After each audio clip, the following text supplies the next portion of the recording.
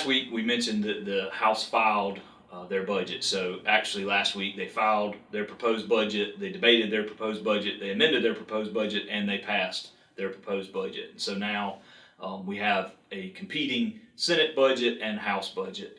Instead of just breaking down everything that's in the House budget, I'll sort of do more of give you a little bit of a comparison of the two, especially with the ag-related things. The House funded very similar items to the Senate with regards to agriculture. So things like farmland preservation, we talked about the Farmland Preservation Trust Fund. The Senate provided $55 million there.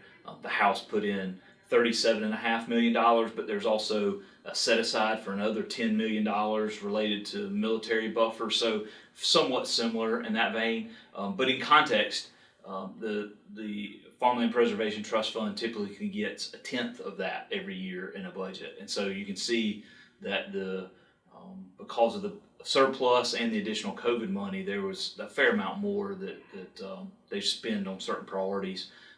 There's also both budgets fund a swine and dairy assistance program to help swine farmers that lost contracts because of COVID, and some of the dairy farmers that might have gone out of business because of COVID. So this will help either close out the farms or help them rehabilitate the farms so they can get them back up and going.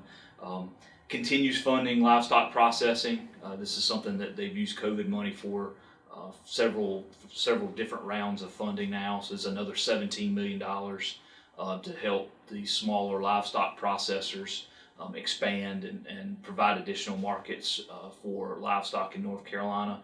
Quite a bit of what we'd call resilience, stormwater type programs. So this was help with flood mitigation. There's some pilot projects, but we're looking at well over $100 million worth of funding when you combine stormwater type projects and flood mitigation, both in the House and in the Senate. They both fund a new bee research lab. This was actually funded in the last budget that was vetoed, never became law.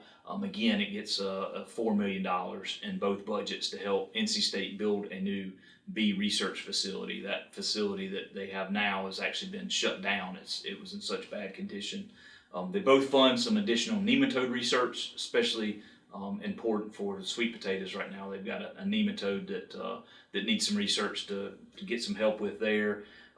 The House put a little additional money into the Tobacco Trust Fund, so $5 million in additional monies into the North Carolina Tobacco Trust Fund Commission. The Senate didn't provide any additional funding, so we'll have to see where that works out. Both provide hundreds of millions, closer to $1 billion worth of additional broadband funding. So they're continuing and using these COVID and additional funds for broadband infrastructure. We've talked about how the House and the Senate differed on how to treat the Paycheck Protection Program, the PPP loan forgiveness proceeds. That ended up in both of their budgets. So the Senate's version of a grant program versus the House version of just being able to use those, still claim those deductions for those expenses. So we'll see how that all works out. They both do tax cuts and teacher raises in just a little different form. So the next step now is the Senate will reject the House version, and then they'll go into a conference committee. They may or may not involve the governor. We'll see what happens there. But obviously the end goal would be to work out a compromise that the governor will eventually sign.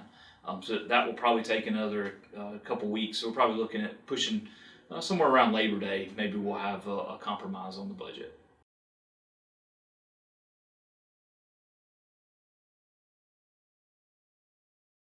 So we've got the final numbers that we needed from the 2020 census to begin the redistricting process. So the House and Senate redistricting committees have already started meeting. They're sort of setting the baseline rules for how they're going to hear public comment and what items they're going to take into consideration during redistricting. And so now that they've got the numbers, they'll probably have some hearings in the next couple weeks, and then probably in maybe September, likely have some maps out for everybody to take a look at.